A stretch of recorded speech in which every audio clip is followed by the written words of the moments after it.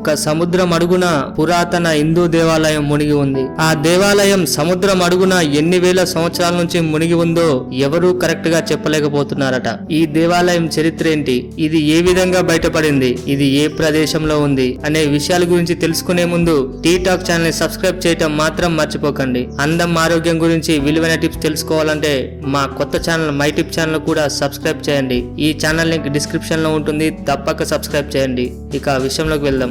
మన భారతదేశానికి మూడు వైపులా సముద్రం, ఒకవైపు భూభాగం ఉంది. దీన్నే దీపకల్పం అంటారు. కానీ కొన్ని వేల సంవత్సరాల క్రితం మన భారతదేశం భరతఖండమట. భారతదేశం పైన ఉన్న దేశాలు కూడా ఒకప్పుడు భారతదేశంలోనే కలిసి ఉండేవట. రామాయణం, మహాభారతంలో రాసిన ప్రదేశాలు కూడా ఒకప్పుడు భారతదేశంలో అంతర్భాగంగా ఉండేవి. కొన్ని వేల సంవత్సరాల తర్వాత మహమ్మదీయులు భారతదేశంపై దండెత్తడం వల్ల భారతదేశం చిన్న చిన్న దేశాలుగా విడిపోయింది. ఇప్పటికి కూడా మన భారతదేశంలో ఉన్న గుళ్ళ కంటే మన దేశం పైన ఉన్న దేశాలలో గుడులు ఎక్కువగా ఉంటాయి. అవి కూడా హిందూ మతానికి సంబంధించిన సనాతన ధర్మాన్ని ఆచరించే గుళ్ళు. వాటిలో యాంగ్కోర్ వాట్ కూడా ఒకటి ఉంది. కంబోడియా దేశంలోనే అతిపెద్ద హిందూ దేవాలయం. భారతదేశానికి దగ్గరలో గల Indonesia, Thailand, Myanmar, Korea, Japan, China ఇలాంటి ఏ దేశాల్లో చూసినా సరే హిందువుల యొక్క దేవాలయాలు ఎక్కువగా కనబడుతుంటాయి. అలాగే ఈ సముద్ర గర్భంలో దాగి ఉన్న హిందూ దేవాలయం కూడా అంతే పురాతనమైనది. మీరు ప్రపంచంలో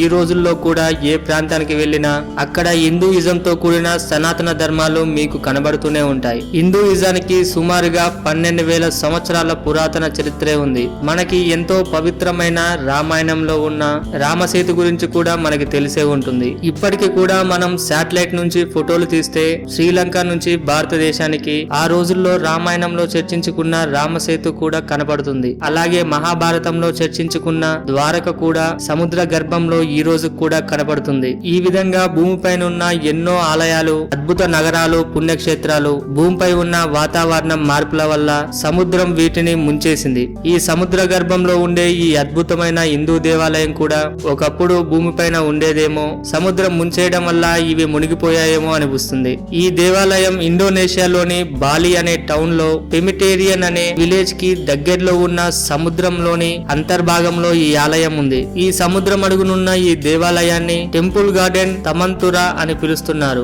ఈ సముద్రంలో ఉండే దేవాలయంలో హిందూ దేవతలైన విష్ణుమూర్తి, లక్ష్మి, గణేష ఇలాంటి దేవతల విగ్రహాలు చాలానే ఆ సముద్ర గర్భం కింద ఉన్నాయి. ఇది సముద్ర మట్టం నుంచి 29 మీటర్ల లోతులో ఉందట. ఈ గుడి యొక్క ముఖద్వారమే 4 మీటర్ల ఎత్తు వరకు ఉంటుందట.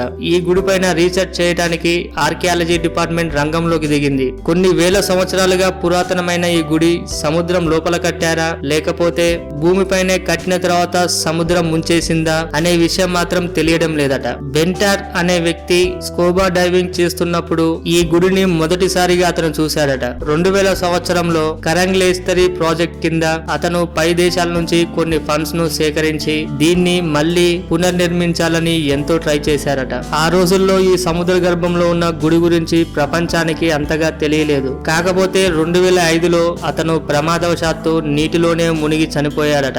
ఆ తర్వాత 2005లో రీఫ్ గార్డెన్ అనే కమ్యూనిటీ ప్రాజెక్ట్ కింద దీన్ని డెవలప్ చేశారట. అప్పటి నుంచి చాలా మంది టూరిస్టులు ఇండోనేషియాలోని పెమిటేరియన్ అనే గ్రామానికి కేవలం ఈ గుడిని చూడటానికి మాత్రమే ఎక్కువగా తరలి వస్తున్నారట. మరి ఇంకెందుకు ఆలస్యం, మీరు కూడా ఆ గుడిని సందర్శించండి. ఈ వీడియో మీకు నచ్చినట్టయితే లైక్ చేయండి, షేర్ చేయండి. ఇలాంటి మరికొన్ని ఇంట్రెస్టింగ్ విషయాల గురించి తెలుసుకోవాలంటే టీ టాక్ ఛానల్ సబ్స్క్రైబ్ చేయడం మాత్రం మర్చిపోకండి. అందం ఆరోగ్యం గురించి విలువైన టిప్స్ తెలుసుకోవాలంటే మా కొత్త ఛానల్ మై టిప్ ఛానల్ కూడా సబ్స్క్రైబ్ చేయండి. ఈ ఛానల్ లింక్ డిస్క్రిప్షన్ లో ఉంటుంది, తప్పక సబ్స్క్రైబ్ చేయండి. Thank you for watching.